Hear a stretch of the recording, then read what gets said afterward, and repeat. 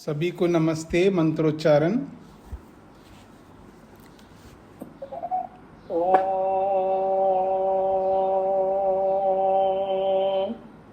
सहनावतु सहनौ भुनक्तु सह वीर्यं कर्वावहै तेजस्विनावधीतमस्तु मा विद्विषावहै। ओम शांति शांति शांति। वेदांत दर्शन की कक्षा संख्या 157 है। तीसरे अध्याय के तीसरे पाद के 55वां और 56वां सूत्र, ये दो सूत्र हुए हैं। 55वां सूत्र है अंगावबद्धास्तु न शाखासु ही प्रतिवेदम। नमस्ते स्वामी जी। जी। भूमिका के रूप में यहाँ एक बात की जा रही है कि उपासना में गुणों को लेकर के जो व्यतिहार और उपसंहार का प्रसंग चल रहा था वो समाप्त हो गया है। अब यहाँ पर आगे के सूत्रों में उपासना में कर्मों को कैसे जोड़े उस विषय को प्रस्तुत किया जा रहा है। अब सूत्र है अंगावबद्धाः तु न शाखासु ही प्रतिवेदनम। अब जो छंदोग्य उपनिषद कार है उसमें एक बात कही गई है कि जो उद्गीत आदि उपासना के समय उद्गीत आदि उपासना के समय उसमें कुछ अंगभूत विधियां हैं, उन विधियों को उपासना के अंग बताया गया है और उसमें उन विधियों को उपासना में जोड़ देना चाहिए। तो वे विधियां 5 प्रकार की हैं: हिंकार, प्रस्ताव और उद्गीत, प्रतिहार और निधन। तुम्हें छांदोग्य में एक वचन आया है ओम इति एतत् अक्षरम उद्गीतम उपासिता। अब जो है ओम रूपी जो एकाक्षर ब्रह्म है उसकी हमें उपासना करनी चाहिए। अब यहाँ पर इस प्रसंग में छंदोग्य में 3 वचन दिए गए हैं। पंचविध साम उपासना का प्रसंग है, उसमें 3 वचन दिए गए हैं। अयम लोकेशु पंचविधम सामो उपासित और वृष्टौ पंचविधम सामो उपासिता और ऋतुषु पंचविधम सामो उपासिता। लोक में जो लोक को लेकर के जो पंचविध उपासना है हमें करनी चाहिए। लोक को तो यहाँ उपनिषदकार ने पृथ्वी बताया है और अग्नि को लोक को पृथ्वी को तो हिंकार समझ लो और अग्नि को प्रस्ताव समझ लो और अंतरिक्ष को उद्गीत समझ लो और आदित्य को प्रतिहार समझ लो और अंतरिक्ष को निधन समझ लो। अब ऐसे ही वृष्टि को लेकर के जब बादल आ जाते हैं और ठंडी ठंडी हवा चलती है तो उसे हिंकार समझ लो और जो बहुत सारे बादल घने बादल आ जाते हैं उसको प्रस्ताव समझ लो और जब कड़क के साथ बिजली कड़कती है और तेज बारिश होती है उसे उद्गीत समझ लो और जब बारिश धीमी हो जाती है उसे प्रतिहार समझ लो, जब बारिश रुक जाती है उसको निधन समझ लो। ऐसे ही ऋतुओं को लेकर के भी साम उपासना बताई गई है उपनिषदकार ने। अब ऋतुओं में जो बसंत है सबसे पहली ऋतु उसको हिंकार समझ लो और जो ग्रीष्म ऋतु है उसे प्रस्ताव समझ लो और जो बरसात ऋतु है उसको उद्गीत समझ लो और जो शरद ऋतु है उसको प्रतिहार समझ लो और जो हेमंत ऋतु है उसको निधन समझ लो। तो ऐसे सामवेद जो पंचवेद साम के ये उद्गीत के अंग बताए हैं यहाँ पर। अब ऐतरेय उपनिषदकार में भी एक वचन आया है, वे कह रहे हैं कि उक्तम इति वही प्रजा वदंती। जो ये प्रजा उक्तम उक्तम कहती है, किसको कहती है? तो कहती है कि ये पृथ्वी है, पृथ्वी को कहती है। अब सतपथ ब्राह्मण का भी है, अयम वाव लोक एषो अग्निश्चिता। अब ये जो लोक है, यही अग्नि का चयन करने वाला है, अर्थात ये पृथ्वी अग्नि को चयन करने वाली है, अर्थात अग्निश्चिता याग है। अब यहाँ बहुत सारे उपनिषदों में ऐसे वचन आए हैं जिसके माध्यम से पंचविध साम उपासना की जाती है। अब आगे सूत्रकार कहते हैं कि छंदों का नाम, बहुऋचा नाम और वाजस्नेय नाम। अब जो वेद की शाखा, भिन्न भिन्न शाखाएं हैं, वेद की शाखा तो वैसे 1027 शाखाएं हैं बताइए उपनिषदकार ने। अब यहाँ जो छंदों का नाम वाले हैं, ये तो जो है साम विद्या वाले हैं, और बहु ऋचा नाम वाले ये ऋग विद्या वाले हैं, और वाजस्नेय वाले यजुर्विद्या वाले हैं। विद्या 3 प्रकार की होती है, त्रय विद्या भी कहते हैं। अब ये जो साम शाखा वाले हैं, उसको जो ये बात नहीं है कि जिस साम शाखा वाले जिस माध्यम से, जिस विधि के माध्यम से ईश्वर उपासना करते हैं, उस विधियों को वे ही उपासना करेंगे, बल्कि ऐसी बात नहीं है, बल्कि किसी भी शाखा वाले किसी भी मंत्र को लेकर के ईश्वर की उपासना कर सकते हैं। अब यहाँ ये बात है कि उन शाखा वाले जो विधियां हैं, वे विधियां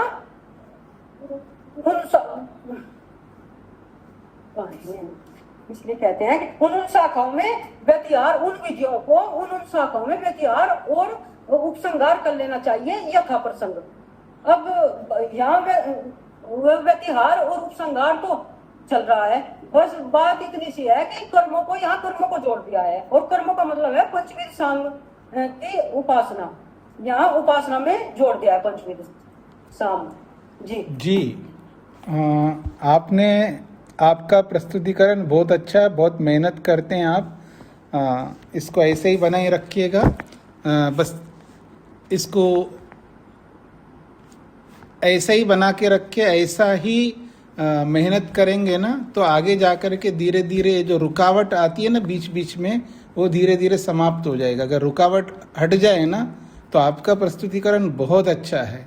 आपने पूरा कवर कर दिया, आपने बहुत मेहनत किया है, इससे पता लगता है। सबको याद करना, वचनों की याद करना, सब आपने कुछ भी नहीं छोड़ा है इसमें।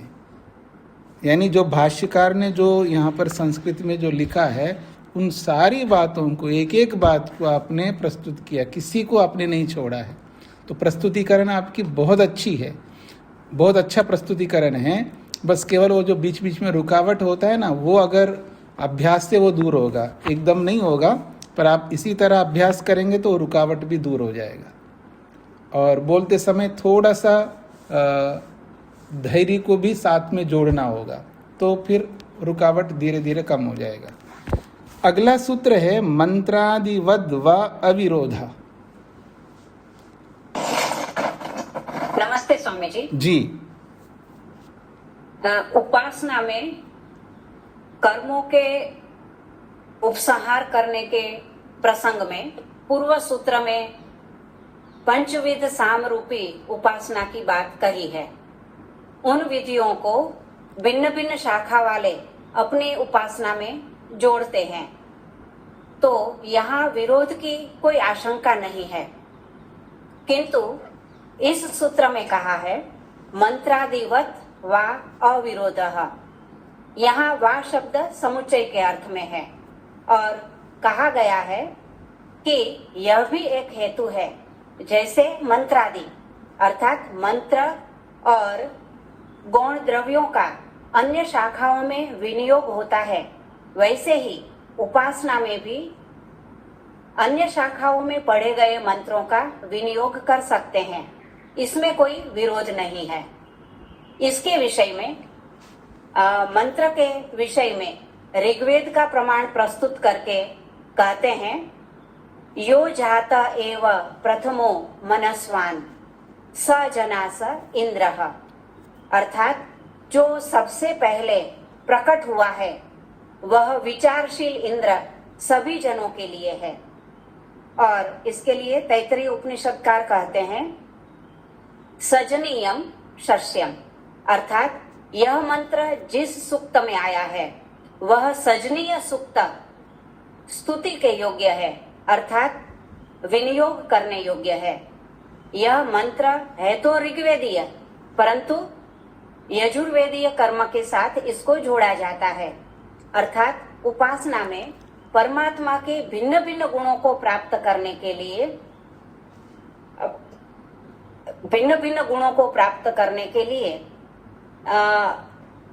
मानसिक कर्मों को जोड़ा जाता है। अब गौण द्रव्यों के विषय में मैत्रायणी संहिता का प्रमाण प्रस्तुत करके कहते हैं ऋतवो वे प्रजायाः समानत्र होतव्याः, अर्थात यदि प्रजाया हवि आदि द्रव्य नहीं है तो ऋतुओं को प्रजाया मान लेना चाहिए, अर्थात उपासना रूपी याग में समान रूप से ऋतुओं को प्रयाजा मानकर होम कर लेना चाहिए। तो इस प्रकार मंत्र और गौण द्रव्यों का विनियोग कर सकते हैं, इसमें कोई विरोध नहीं है।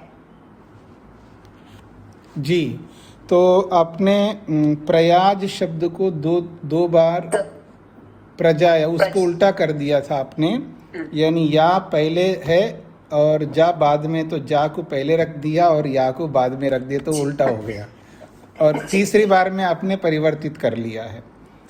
तो ये भाव अभी आया नहीं है आपके इस अर्थ में कि ये जो गौण रूप से जो प्रयोग करना चाहिए, ऋतवो वै प्रयाजाः समानत्र होतव्याः, इसका जो तात्पर्य है वो अभी आपके कथन से नहीं आया है।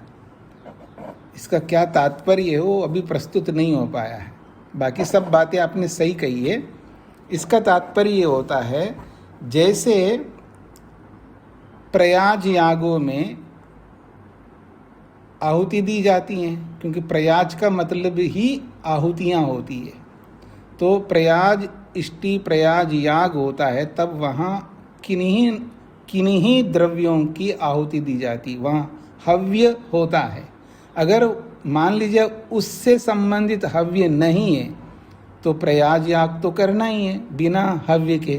तो आप प्रयाज याग में ऋतुओं को ही द्रव्य मान लो गौण रूप से, ये बात कही गई यहाँ पर। तो ये बात स्पष्ट आई नहीं है।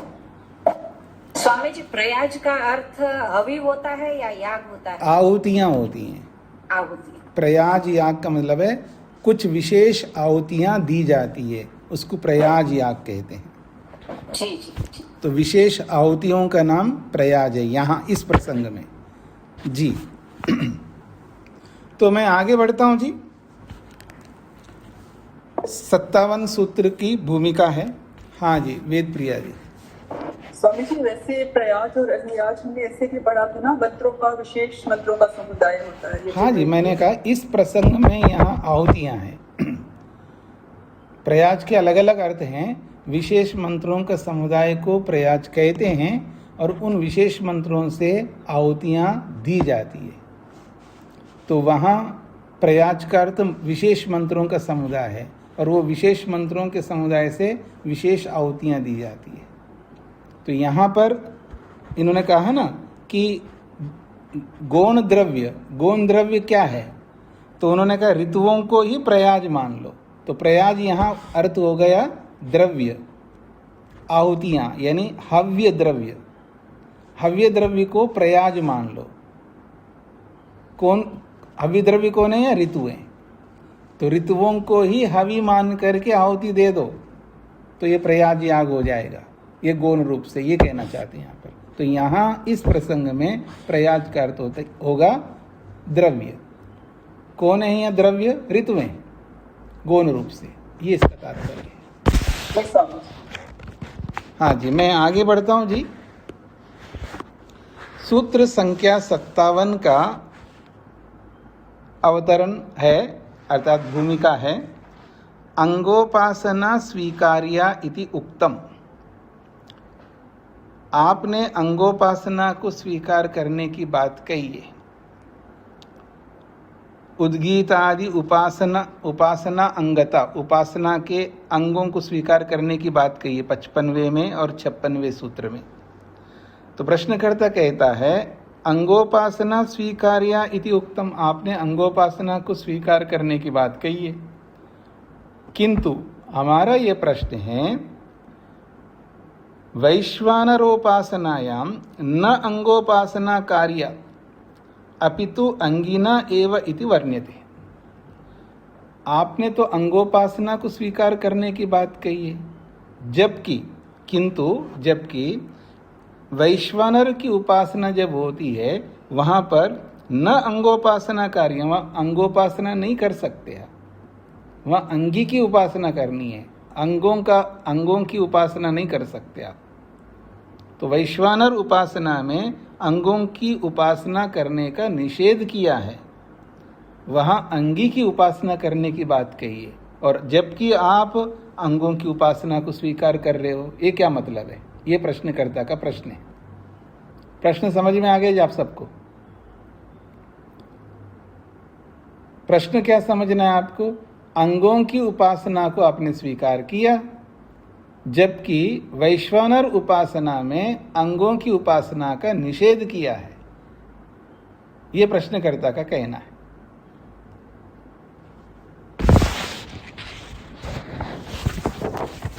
तो सूत्र है भूम्नः क्रतुवत् ज्यायस्त्वं तथा ही दर्शयति।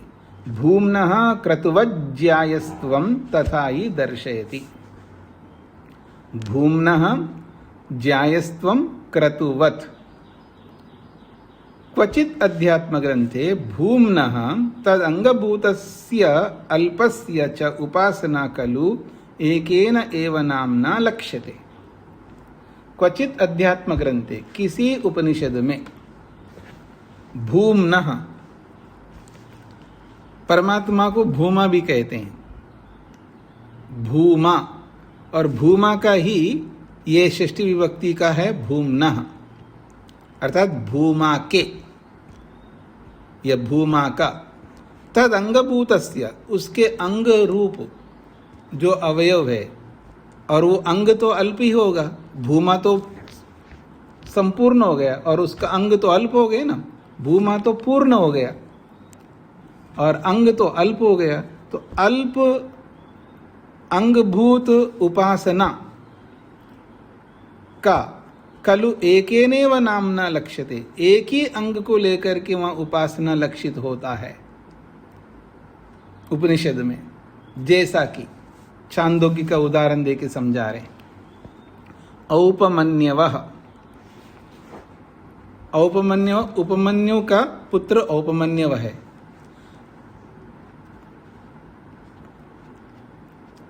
कम त्वम आत्मानं उपास्य इति। औपमन्यव मतलब औपमन्य ऋषि ने एक राजा से प्रश्न किया है, कम त्वम आत्मानं उपास्ते, तुम किस आत्मा की उपासना करते हो? उपास्य, ये संधि कारण से एक ही मात्रा दिख नहीं रही यहाँ पर। त्वम कम आत्मानं उपास्ते, तुम किस आत्मा की उपासना करते हो? इति, ऐसा प्रश्न किया है।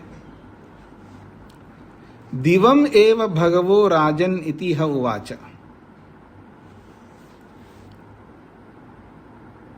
अच्छा, यहाँ राजा पूछ रहे हैं औपमन्यव को। औपमन्यव है संबोधन है, हे औपमन्य, तुम किस आत्मा की उपासना करते हो? ऐसा जब औपमन्य से पूछा तो फिर औपमन्य उत्तर दे रहा है राजा को, क्योंकि राजा ने पूछा। दिवम एव भगवः राजन इति ह उवाच। हे राजन, हे भगवन, दो संबोधन है, भगवः भी संबोधन है, राजन भी संबोधन है।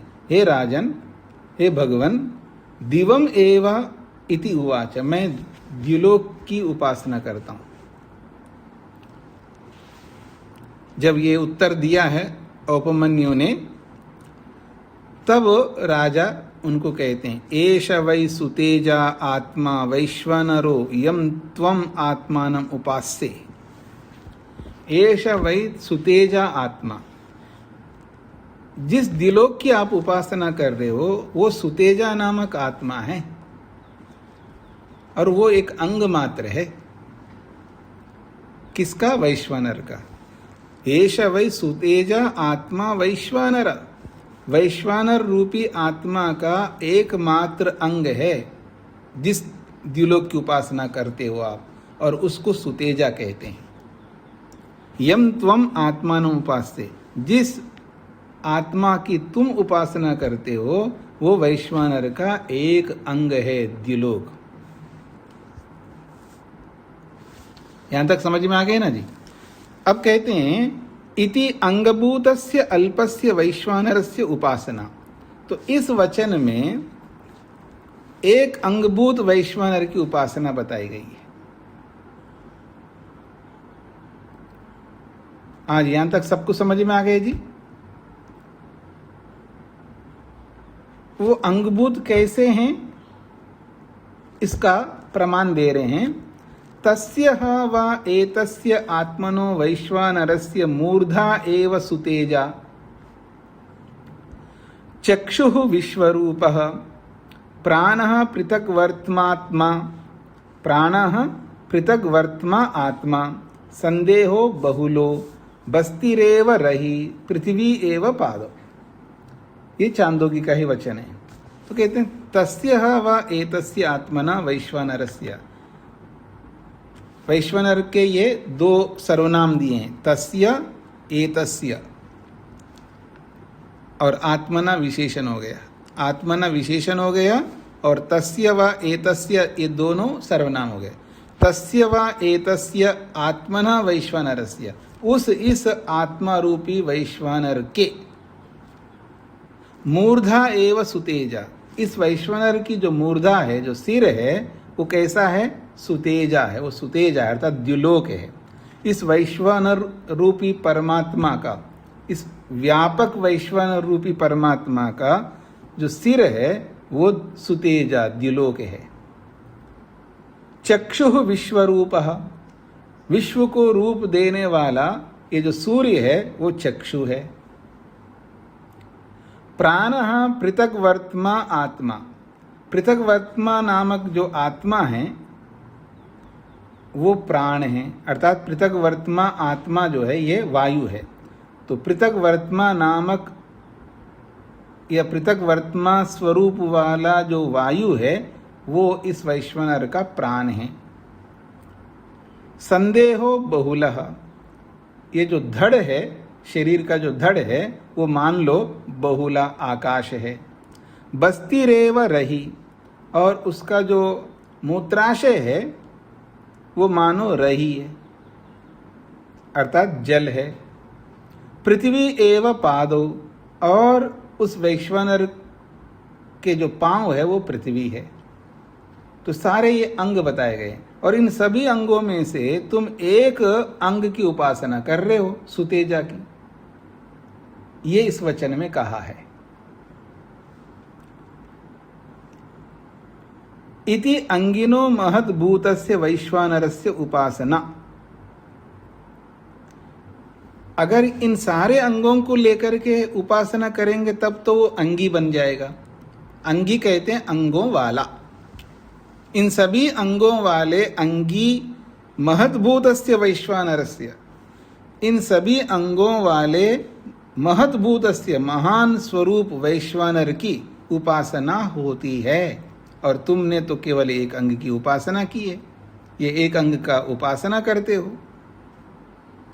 तत्र उभयत्र अंगिनो भूमनो वैश्वानरस्य ज्यायस्त्वं बलवत्वं उपासनायां प्रमाणत्वं विज्ञेयं क्रतुवत्। तत्र उभयत्र, इन दोनों प्रसंगों में, चांदोग्य के इस दूसरे 5:18 2 है और पहले वाला जो है 5:12 1 है। तत्र उभयत्र, इन दोनों प्रसंगों में अंगिना, अंगी का ही, जो कि भूमना जो भूमा है, भूमा समझते हैं जी आप लोग? भूमा क्या होता है? जैसे परमात्मा भूमा है, अर्थात उसका हर गुण अनलिमिटेड है। भूमा का मतलब है बहुत अधिक है। जैसे सुख के बारे में भूमा वै सुखम अल्पे सुखम नास्ति, पढ़ा है ना उपनिषद का ये वचन, बहुत महत्वपूर्ण है। भूमा वै सुखम अल्पे सुखम नास्ति। परमात्मा तो व्यापक है और उसका सुख तो भूमा रूप है, अर्थात व्यापक सुख है। और अल्प कहते हैं संसार को, अल्प का अर्थ है यहाँ पर संसार, और संसार का सुख जो है वो अल्प है, थोड़ा है। और थोड़ा सुख सुख नहीं होता है, ये इसका तात्पर्य है। थोड़ा सुख सुख नहीं होता है, थोड़ा सुख जो है थोड़ी देर में ही समाप्त होता है।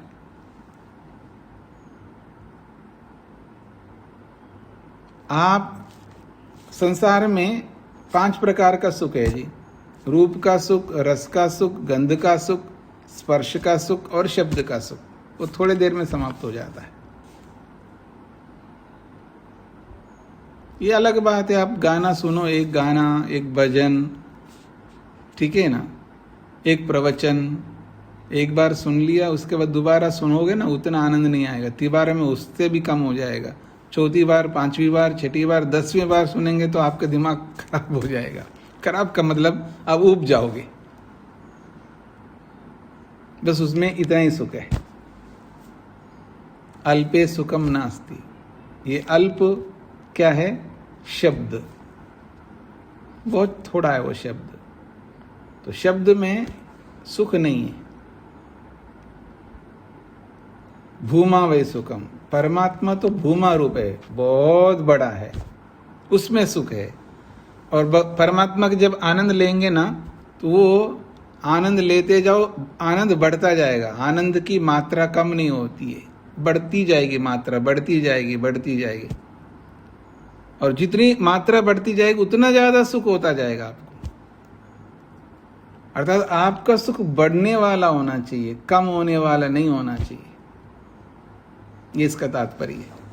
तो इसलिए कहा भूम्नः वैश्वानरस्य, जो बहुत बड़े वैश्वानर परमात्मा, वो कैसा है? ज्ञायस्त्वम, वो बहुत बड़ा है। ज्ञायस्त्व मतलब श्रेष्ठत्व है उसके अंदर। बलवत्वम, और बल भी बहुत ज्यादा है। ऐसी स्थिति में, यानी ऐसे वैश्वानर रूपी, भूमा रूपी, ज्यायस्तु रूपी, बलवत्व रूपी परमात्मा की उपासना करनी चाहिए। ऐसे प्रमाणत्वम, ऐसा प्रमाण है यहाँ पर। विज्ञेयम, ऐसा जानना चाहिए। उदाहरण देके समझा रहे हैं। क्रतुवत, क्रतु के समान। क्रतु का अर्थ होता है याग के समान, यज्ञ के समान। याग को क्रतु भी कहते हैं, यज्ञ को क्रतु भी कहते हैं। देखिए, क्रतुहु, केवल क्रतुहु लिखेंगे ना, क्रतु, ये प्रथमांत है। और जब कर्ता का कर्तु बनता है ना, वो कर्तु होगा, ये क्रतु है। क्रतु अलग है और कर्तु अलग है। कर्तु का मतलब है करने वाले का, वो षष्ठी विभक्ति या पंचमी विभक्ति का, यह है क्रतु। जीवात्मा को भी क्रतु कहते हैं। हे क्रतु, क्रतो स्मर, संबोधन में क्रतु को क्रतो बनता है। हे क्रतो, तुम स्मरण करो। किसको करो स्मरण? अपने सामर्थ्य का स्मरण करो, अपने किए हुए कर्मों का स्मरण करो।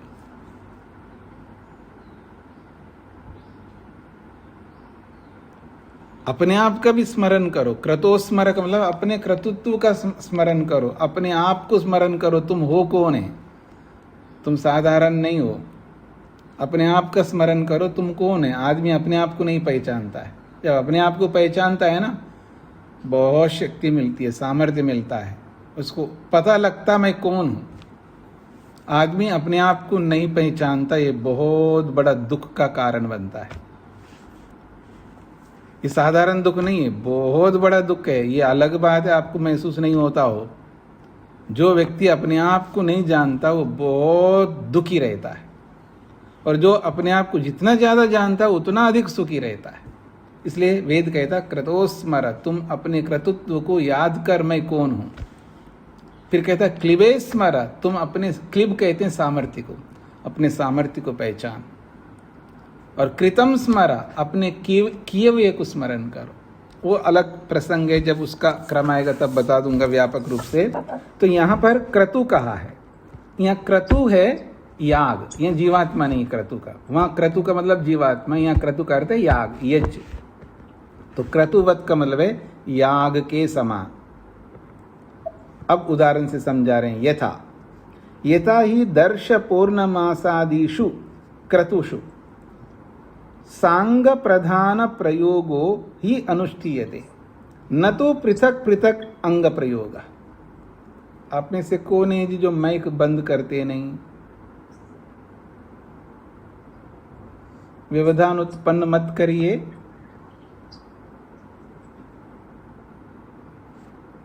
जी, कहते हैं यथा ही, जैसे कि दर्श पौर्णमासादिषु क्रतुषु। ये क्रतु का विशेषण है। कौन? दर्श, पौर्णमास और आदि। दर्श पौर्णमास इष्टि और आदि से और अलग अलग इष्टियाँ हैं, अलग अलग याग हैं। तो दर्श पौर्णमास, चातुर्मास, सोमयाग, ऐसे बहुत सारे याग हैं।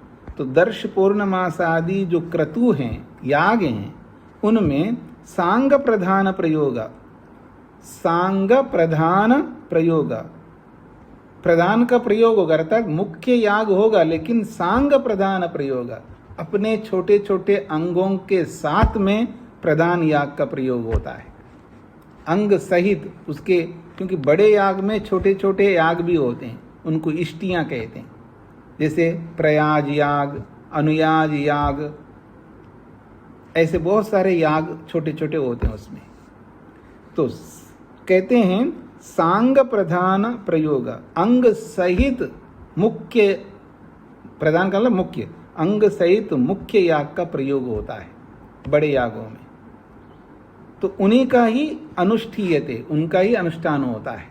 अर्थात अंगों सहित, छोटे छोटे याग रूपी अंगों सहित उस मुख्य याग का प्रयोग होता है, न तो पृथक पृथक अंग प्रयोग, अलग अलग अंगों का प्रयोग नहीं होता है। मतलब केवल प्रयाग याग नहीं हो सकता। कोई कहे जी मैं केवल प्रयाग याग कर रहा हूँ, केवल अनुयाज याग कर रहा हूँ, केवल ये इष्टि कर रहा हूँ, ऐसा नहीं होता है। वो सारी इष्टियाँ, वो सारे छोटे छोटे याग बड़े याग के साथ किए जाते हैं, उनको अलग से नहीं किए जाता है, ये कह रहे हैं। देखिएगा, दर्श पौर्णमास आदिषु क्रतुषु, दर्श पौर्णमास आदि यागों में सांग प्रधान प्रयोगो ही अनुष्ठीयते, अंग सहित मुख्य याग का ही अनुष्ठान किया जाता है, न तो पृथक पृथक अंग प्रयोग, ना कि अलग अलग अंगों का याग होता है।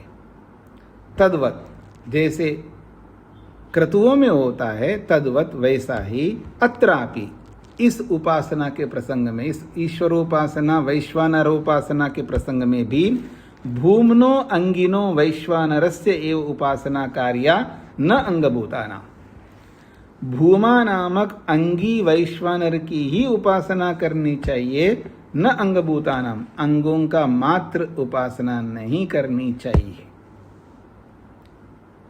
ये समझ में आ गया होगा आप सबको। तथा ही दर्शयति, और ये वैसा ही शास्त्र दर्शित दिखाता है। तदित्तम, वह इस प्रकार से, तदित्थम वह यह, भूमनो अंगिनो वैश्वानरस्य जायस्त्वम बलवत्वम श्रुतिर्दर्शयति। तदित्थम, इस प्रकार का, भूमनः अंगिनः वैश्वानरस्य, भूमा रूपी अंगी वैश्वानर का, जायस्तु उसका श्रेष्ठत्व, उसका बलवत्व को लेकर के, श्रुति दर्शाती है।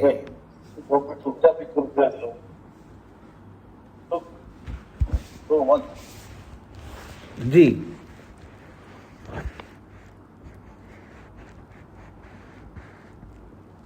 पंक्ति समझ में आ गई होगी। तो क्या श्रुति दर्शा रही है?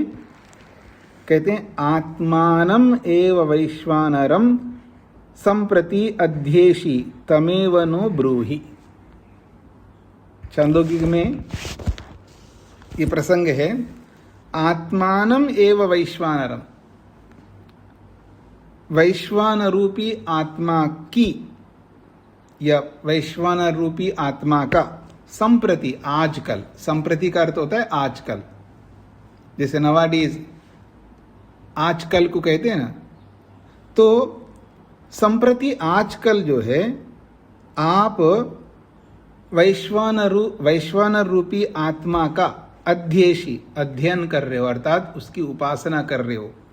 तमेव नो ब्रूहि, उसी वैश्वानर रूपी आत्मा का उपदेश मुझे भी करिएगा।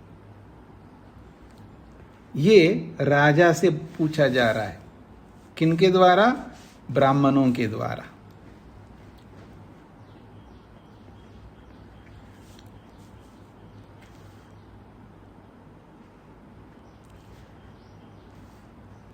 कौन है वो ब्राह्मण?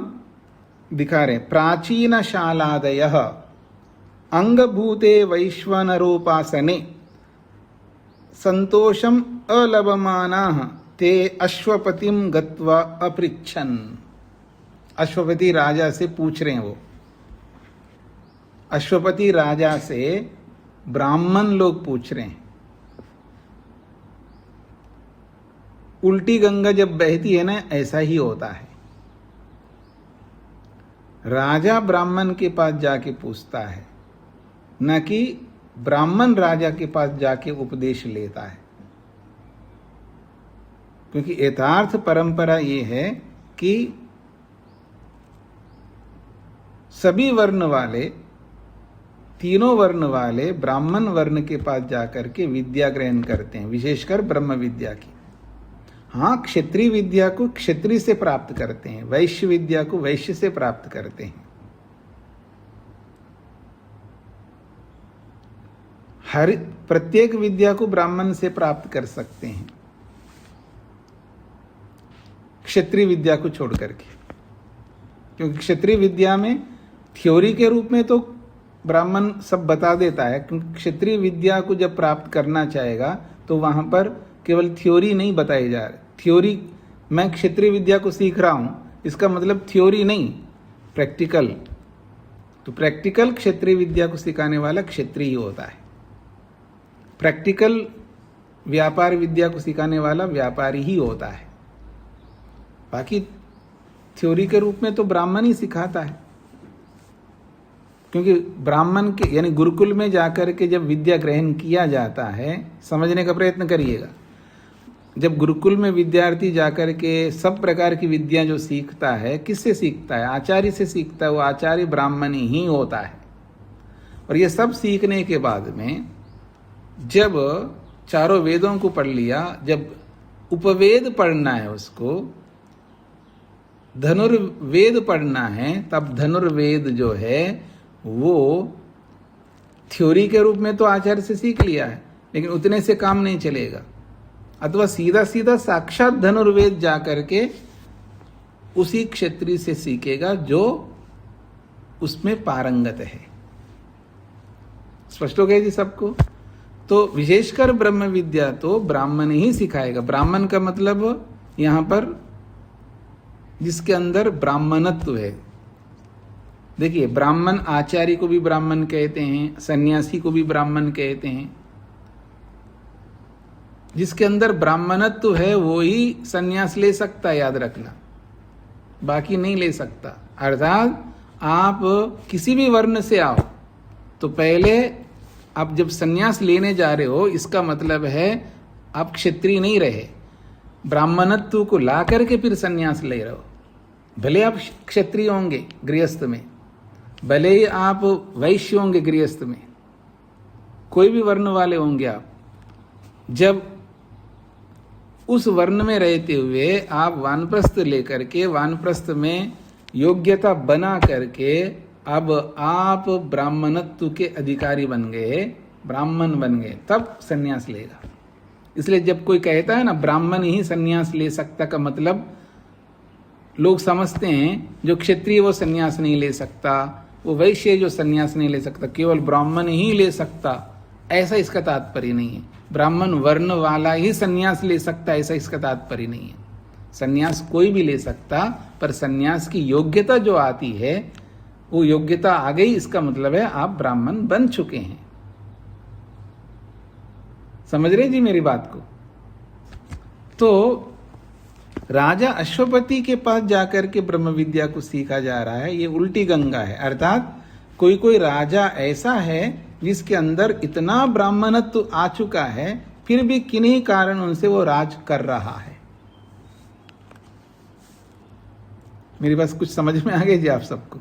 ये रेयर में होता है, मतलब विरला ही ऐसा व्यक्ति होता होगा जो ब्राह्मणत्व भी आ चुका है, ब्रह्म विद्या भी जानता है, फिर भी वहां किन्हीं कारण उनसे वहां टिका हुआ है। उसके बहुत सारे कारण होते, जैसे योगीराज श्री कृष्ण थे, जैसे राजा अश्वपति थे, ऐसे कोई रेयर में होते हैं।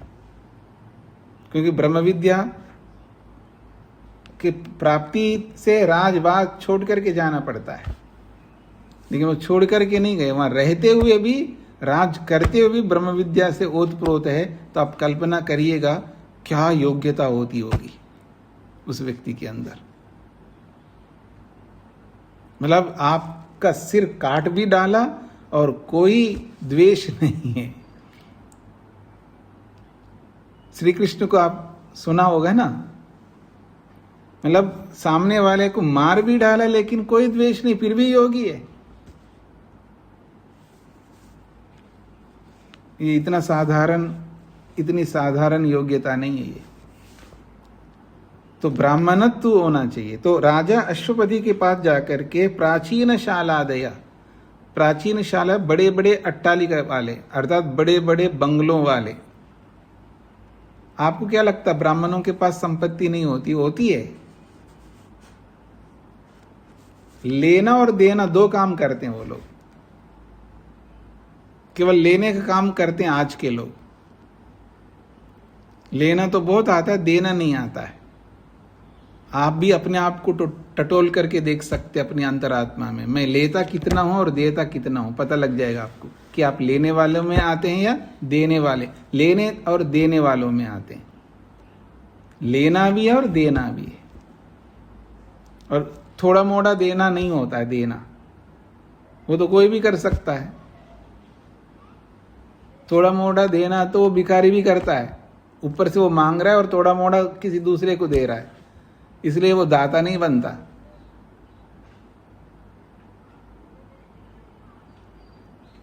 तो प्राचीन शालादय, जो बड़े बड़े अट्टालिकाओं वाले ब्राह्मण वर्ग है, अंगभूत वैश्वानर उपासने, अंगभूत वैश्वानर की उपासना कर करके संतोषम अलभमान, संतोष को प्राप्त नहीं हो पाए, क्योंकि वो अंगभूत उपासना की है तो संतोष को प्राप्त नहीं हो पाए, अर्थात उनको संतुष्टि नहीं मिली। तो संतोषम अलभमाना, संतोष न प्राप्त करते हुए, ते अश्वपतिम गत्वा अपृच्छन, वो राजा अश्वपति के पास जाकर के पूछा और उन्होंने उपदेश दिया। और उपदेश देने से पहले उन्होंने एक बात कही है। प्रत्युवाच अश्वपति, राजा अश्वपति जो है प्रत्युत्तर दिया उनको जब उन्होंने पूछा। तो सुतेजा आत्मा वैश्वानरो यम त्वम आत्मानम उपास्य, मूर्धा तु एष आत्मना इतिह उवाचा। तो राजा अश्वपति कहते हैं, जिस वैश्वानर रूपी आत्मा की आप उपासना कर रहे थे वो तो मात्र सुतेजा नामक वैश्वानर है, अर्थात वैश्वानर का मात्र वो एक अंग मात्र है। यम त्वम आत्मानो उपास्य, जिस आत्मा की, जिस वैश्वानर रूपी आत्मा की उपासना कर रहे हो वो मात्र सुतेजा नामक एक मात्र अंग है। मूर्धा तु एष आत्मना, वो आत्मा का एक मात्र मूर्धा भाग है, सिर भाग है, अर्थात एक अंश मात्र है। इति अहुवाच, ऐसा अश्वपति राजा ने उन ब्राह्मणों से कहा। फिर आगे कहते हैं, आप अच्छा है आप मेरे पास आ गए, अगर मेरे पास नहीं आते आप तो कहते हैं मूर्धाते व्यपतिष्यत यन माम न अगमिष्य। राजा अश्वपति कह रहे हैं यत माम न अगमिष्य, यदि किसी कारण से आप मेरे पास नहीं आते तो क्या होता, ते मूर्धा व्यपतिष्यत, तुम्हारी गर्दन कट के नीचे गिर जाता। अच्छा हो गया तुम आ गए मेरे पास में, अगर नहीं आते ना तुम्हारा गर्दन तो कट करके जमीन पर पड़ जाता। मूर्धाते विपतिष्यत, मूर्धाते व्यपतिष्यत अनेक बार आता है छांदोग्य में। इसका अब अभिधा अर्थ नहीं ले सकते। अगर मैं योगी के पास जाकर के योग विद्या नहीं सीखता तो मेरा गर्दन कट के जमीन में पड़ता। जब अवेलेबिलिटी है, जब सामने सामर्थ्य है, मेरे सामने दिखाई दे रहा है कि ये मेरे कुछ दे सकता है, लेकिन फिर भी हम उससे लेते नहीं है।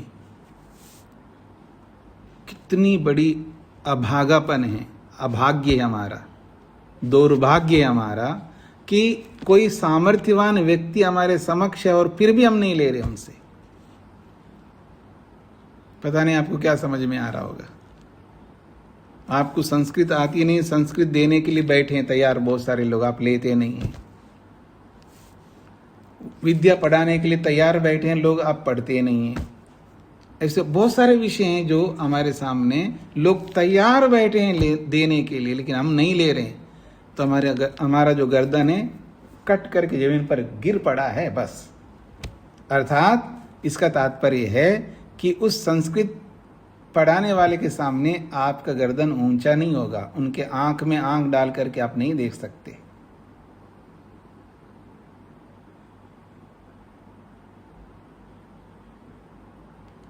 कहाँ आप अपने कल्चर को, अपने हेरिटेज को कैसे आप जीवित रख सकते हैं? अपनी परंपरा को आप जीवित ही नहीं रख पा रहे हैं। ये तो आपका गर्दन जमीन पर आ चुका है, ये इसका तात्पर्य है। मतलब सिर नीचा करके चलना पड़ेगा आपको, सिर उठा करके नहीं जी सकते आप, ये इसका तात्पर्य है। मूर्धाते व्यपतिष्यत का मतलब ये अर्थ है, यदि तुम मेरे पास नहीं आते और एकांगी उपासना करते हुए तुम अपना सिर नीचा करोगे, नीचा करते, लेकिन अब नीचा करने की नौबत नहीं आएगी क्योंकि तुम मेरे पास आ गए हो, मैं संपूर्ण ब्रह्म विद्या को सिखा दूंगा, ये इसका तात्पर्य है। इति अंगोपासनायां दोषं प्रदर्श्य अंगिनो भूमनो वैश्वानरस्य उपासनां तन्महत्वं च दर्शयति। इति अंगोपासनायां दोषं प्रदर्श्य, इस प्रकार से राजा अश्वपति अंगोपासना करने वाले लोगों के अंदर अंगोपासना में दोष को प्रदर्श्य दिखा करके अंगिनो भूमनः वैश्वानरस्य उपासनां, अंगी भूमा रूपी वैश्वानर की उपासना को सिखाते हुए तन महत्वम, उस अंगी के महत्व को, संपूर्ण वैश्वानर की उपासना के महत्व को उन्होंने दर्शयति, दर्शाया है, दिखाया है। क्या? स सर्वेषु लोकेषु सर्वेषु भूतेषु सर्वेषु आत्मसु अन्नम अत्ति। स, वो जो वैश्वानर रूपी परमात्मा है वो कैसा है? सर्वेषु लोकेषु, सभी लोकों में, सर्वेषु भूतेषु, समस्त पदार्थ मात्र में, समस्त भूत पदार्थ, भूत रूपी पदार्थ मात्र में, सर्वेषु आत्मसु, सभी चेतन तत्वों में विद्यमान रह करके अन्नम अत्ति, वो अन्न खाता है। वैश्वानर का क्या काम है? खाना है उसका। वैश्वानर करता क्या है? बस खाता रहता है और सबके अंदर रह करके सबको खाता जाता है, किसी को छोड़ता नहीं है। पता नहीं क्या समझ में आएगा। वो मृत्यु है, मृत्यु। वो वैश्वानर कैसा है? सबके अंदर बैठ करके सबको खाता है वो, क्योंकि वो मृत्यु है, किसी को नहीं छोड़ता। अगर आपको ना खाए ऐसा आप चाहते हो तो आपको क्या करना पड़ेगा? आपको ब्रह्मचारी बनना पड़ेगा, गृहस्थ ब्रह्मचारी बनना पड़ेगा। गृहस्थ ब्रह्मचारी, स्वामी दयानंद लिखते हैं गृहस्थ ब्रह्मचारी, क्योंकि शास्त्र ये कहता है कि भगवान ने एक ऐसी वस्तु को बना दिया, ऐसी बहुत सारी वस्तुओं को बनाया, तो उन बहुत सारी वस्तुओं को बनाया, उन बहुत सारी वस्तुओं में मृत्यु को भी बनाया है। तो सबका अपना अपना काम दे दिया, मृत्यु को कुछ नहीं दिया। तो मृत्यु ने पूछा, हे भगवान, आपने तो सबको काम दिया, मेरे को कुछ नहीं दे रहे हो। अरे तुम चिंता मत कर, तुम्हारा तो सबसे बड़ा काम है, तुम्हारा जितना काम किसी का नहीं है। मेरा क्या काम है? तुम जिसको चाहो उसको खा जाना, जिसको चाहो उसको खा जाना, किसी को नहीं छोड़ना है। तो मृत्यु निकल पड़ी सबको खाने के लिए, सबको खाते हुए जा रही है, जा रही है, जा रही है। जैसे उसके सामने ब्रह्मचारी आ गया, उसको हाथ तक नहीं लगा सकी, छू नहीं सकी उसको। जैसे उसको छूने लगी तो जो जैसे पिक्चरों में दिखाते ना, छूने लगे तो बिजली चमक, वो पीछे हट गए, मतलब जलने लगी वो खुद। जो सबको जलाने वाली, सबको खाने वाली, वही जलने लगी, मृत्यु। तो परेशान हो गए, ये क्या बात है, मैं सबको खाती जा रही हूं और कोई मेरे से बलवान नहीं है, ये कहां से आ गया है? ये छोटा छोकरा, हरियाणवी में बोलते हैं, ये छोकरा कहां से आ गया जो मेरे को खाने नहीं दे रहा है? वो परेशान हो, खाने नहीं दे रहा ब्रह्मचारी। फिर जाकर के प्रजापति से मृत्यु पूछती है, भगवान से, परमात्मा से, तुमने तो कहा कि सबको खा जाना, ये तो मेरे को खाने नहीं दे रहा है। हाँ, मैंने बताना, मेरे से बताना भूल गया का मतलब कहने की तात्पर्य है, एक बात बताना रह गई थी कि देखो सबको खा जाना, लेकिन इसको मत खाना, क्योंकि वो उसको खा नहीं सकते आप। तो उसका तात्पर्य है परमात्मा ने सबको दे दिया, लेकिन केवल ब्रह्मचारी को नहीं दिया, क्योंकि वही ब्रह्मचारी मृत्यु को जीत जाता है। इसलिए ब्रह्मचर्य सूक्त में कहता है, ब्रह्मचारी मृत्युम अपाग्नता, ब्रह्मचारी जो है मृत्यु को जीत लेता है। तो क्या करना होगा जी? मृत्यु हमें ना खाए तो हमको ब्रह्मचारी बनना होगा।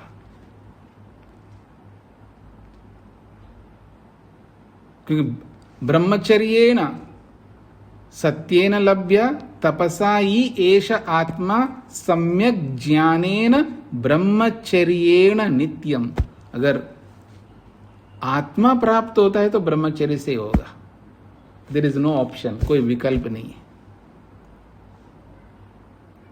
इसलिए गृहस्थ ब्रह्मचारी बनना होगा आपको। जो गृहस्थी लोग हैं उनको गृहस्थ ब्रह्मचारी बनना होगा, और जो गृहस्थ नहीं है तो उनको पूरा ही ब्रह्मचारी बनना होगा। तो आइए, तो यहां पर ये बात कहिए,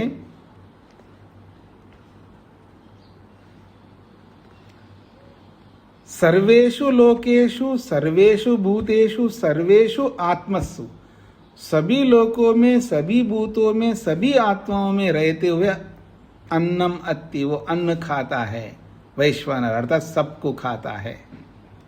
इति, इस प्रकार से, यत्किंच अंगफलम तद अंगिनी अंतर्भूतम पुनः ततो अपि अधिकम फलम संपद्यते। कहते हैं यत्किंच अंगफलम, जो कोई भी अंगोपासना करके अंग के फल को प्राप्त करता है, तद अंगिनी अंतर्भूतम, वो अंगी के अंतर्गत ही आता है, वो अंगी से अलग नहीं है। चिंता मत करो कि अंगोपासना करने से कि आप रह जाएंगे, वो अंग अंगी के अंदर ही रहता है। तो यत्किंच अंग फलम, जो अंग का फल है, तद अंगिनी अंतर्भूतम, वो अंग का फल अंगी के अंतर्गत ही रहता है। पुनः फिर ततो अपि अधिकम, उससे भी अधिक फल चाहते हो तो फिर सारे अंगों का फल प्राप्त करो, सारे अंगों की उपासना करो, क्योंकि आप भूमा चाहते हो ना, अल्पम नहीं चाहते हो ना। अगर परमात्मा की किसी एक अंग की उपासना करो तो एक अंग का जो फल है वो अंगी के साथ ही जुड़ा हुआ है, वो एक ही फल है। और सारे अंगों की उपासना करो तो सारे फल मिल जाएंगे आपको, ये इसका तात्पर्य है। तस्मात् अंगिनो भूम्नः वैश्वानरस्य उपासना श्रेष्ठा, इसलिए तस्मात् अंगी भूमा रूपी वैश्वानर की उपासना करना ही श्रेष्ठ है। इसका ये तात्पर्य नहीं है, ये इससे इस पूरे का सार ये नहीं है कि एक की उपासना नहीं करनी चाहिए। एक की उपासना करो, हमें कोई आपत्ति नहीं, लेकिन वहीं रुकना नहीं है, उसके आगे सभी अंगों की उपासना करनी चाहिए। और आप तो एक ही अंग में रुक गए, इसलिए अगर आप मेरे पास नहीं आते तो आपका गर्दन कट के जमीन पर आ जाता। अच्छा हो गया कि आप मेरे पास आए, सारे अंगों की उपासना सीख रहे हो, ये इसका तात्पर्य है। सूत्रार्थ, सभी अंगों से परिपूर्ण भूमा नामक वैश्वानर की उपासना करनी चाहिए। सभी अंगों से परिपूर्ण, सभी अंगों से परिपूर्ण, सभी अंगों से परिपूर्ण भूमा नामक वैश्वानर की, सभी अंगों से परिपूर्ण भूमा नामक वैश्वानर की, सभी अंगों से परिपूर्ण भूमा नामक वैश्वानर की उपासना करनी चाहिए। सभी अंगों से परिपूर्ण भूमा नामक वैश्वानर की उपासना करनी चाहिए। जिस प्रकार से दर्श पूर्णमास आदि यागों में, जिस प्रकार से दर्श पूर्णमास आदि यागों में, जिस प्रकार से दर्श पूर्णमास आदि यागों में सभी अंगों सहित मुख्य याग का अनुष्ठान किया जाता है, जिस प्रकार से दर्श पूर्णमास आदि यागों में सभी अंगों सहित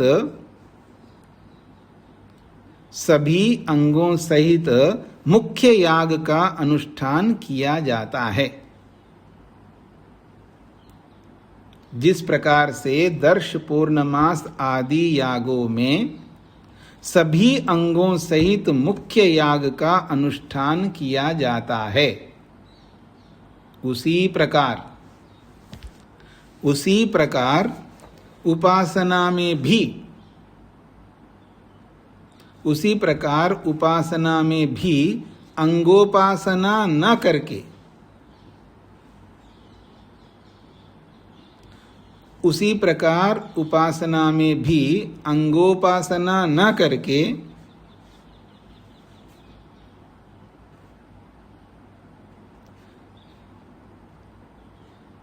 उसी प्रकार उपासना में भी अंगों की उपासना न करके अंगी की उपासना करनी चाहिए, अंगी की उपासना करनी चाहिए, ऐसा शास्त्र बतलाता है। अंगी की उपासना करनी चाहिए ऐसा शास्त्र बतलाता है। सभी अंगों से परिपूर्ण भूमा नामक वैश्वानर की उपासना करनी चाहिए, जिस प्रकार से दर्श पूर्णमास आदि यागों में सभी अंगों सहित मुख्य याग का अनुष्ठान किया जाता है, उसी प्रकार उपासना में भी अंगोपासना न करके अंगी की उपासना करनी चाहिए, ऐसा शास्त्र बतलाता है। हाँ जी, शकुंतला जी को क्या कहना है? स्वामी जी, यहाँ जो प्रश्नकर्ता ने प्रश्न किया था तो पूरे सूत्र में उसी का उत्तर दिया जा रहा है जी। अच्छा, और एक ये संधि के विषय में मुझे पूछना है कि जो दूसरी पंक्ति में उपास आया है वहां से निकल गया है संधि के कारण से, तो यहाँ जो नीचे से 5वीं पंक्ति में फिर उपास्य तो आया है, नहीं, तो वहां आगे कोई स्वर अक्षर नहीं है ना। अच्छा, तो स्वर अक्षर हो तभी इस हाँ, प्रकार की हाँ। संधि होती। हाँ जी, हाँ जी। जी जी जी, धन्यवाद जी। कुसुम जी को क्या पूछना है? नमस्ते स्वामी जी। जी। स्वामी जी से प्रतिवाच अश्वती सुतेजा आत्मा वैश्व नरोयम, यानी सुतेजा का मतलब क्या है? सुतेजा का मतलब द्युलोक। दो लोक? द्युलोक। जी जी जी। जी जी। मतलब दो लोक की जो उपासना करता है। क्या पूछना चाहते हैं आप, थोड़ा स्पष्ट बोलिए। मतलब सुतेजा आत्मा वैश्व नरो, इस मतलब केवल दो लोक की जो उपासना करता है। ईश्वर वैश्वानर नामक ईश्वर के एक अंग रूपी एक अंग की उपासना करना है, क्योंकि बस वैश्वानर से तो मतलब एक अंग है ना। हाँ जी, पूरा ब्रह्मांड तो ईश्वर है ना। पूरे ब्रह्मांड को ईश्वर बताया, उसका नाम वैश्वानर है। उस पूरे ब्रह्मांड रूपी ईश्वर का एक अंग द्युलोक है, तो केवल द्युलोक रूपी अंग की उपासना न करके सभी अंगों की उपासना करनी चाहिए। करनी चाहिए। जी जी जी, धन्यवाद स्वामी। ओम शांति शांति शांति।